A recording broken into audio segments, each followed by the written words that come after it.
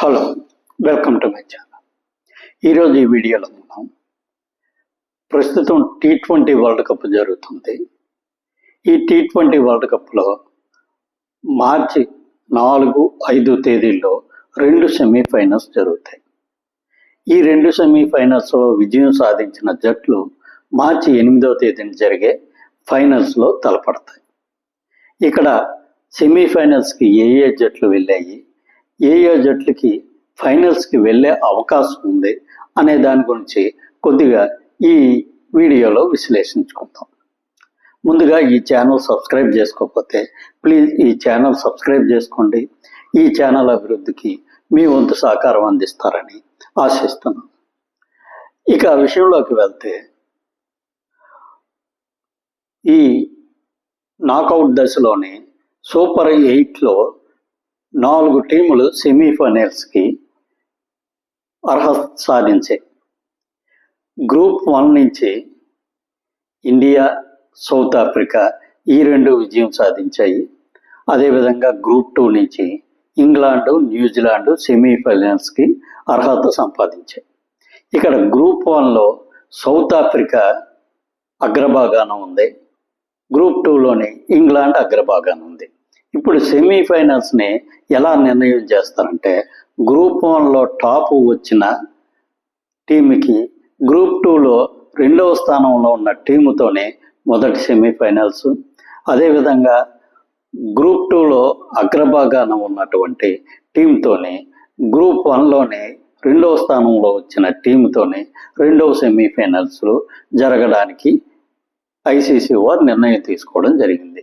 దీని ప్రకారం గ్రూప్ 1లో ఉన్న సౌత్ ఆఫ్రికా గ్రూప్ 2లో 2వ స్థానంలో ఉన్న న్యూజిలాండ్తోని మార్చి 4వ తేదీని కలకటాలో మొదటి సెమీఫైనల్స్ ఆడబోతుంది.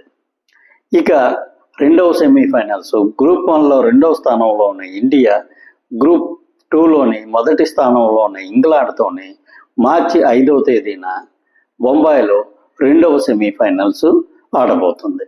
ఇక్కడ ప్రస్తుతం ఉన్న అంచనాల ప్రకారం మొదటి సెమీఫైనల్స్లోనే చాలా వరకు సౌత్ ఆఫ్రికా విజయం సాధించే అవకాశాలు ఎక్కువగా ఉన్నాయి.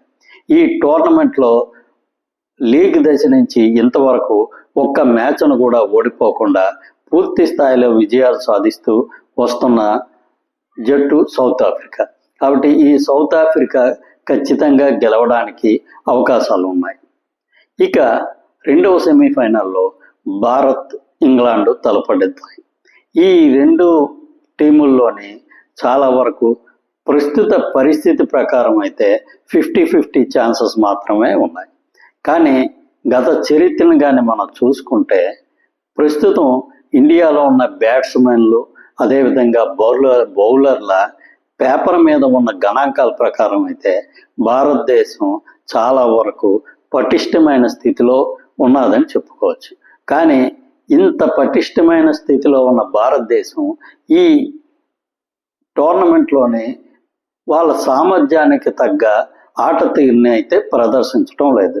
కానీ ఇది సెమీఫైనల్స్ కాబట్టి దీన్ని చాలా సీరియస్గా తీసుకొని ఖచ్చితంగా వాళ్ళ సామర్థ్యానికి తగ్గ ఆట తీరు ప్రదర్శించి ఫైనల్స్కి వెళ్ళడానికి చాలా వరకు ప్రయత్నాలు చేస్తారని ఆశిద్దాం.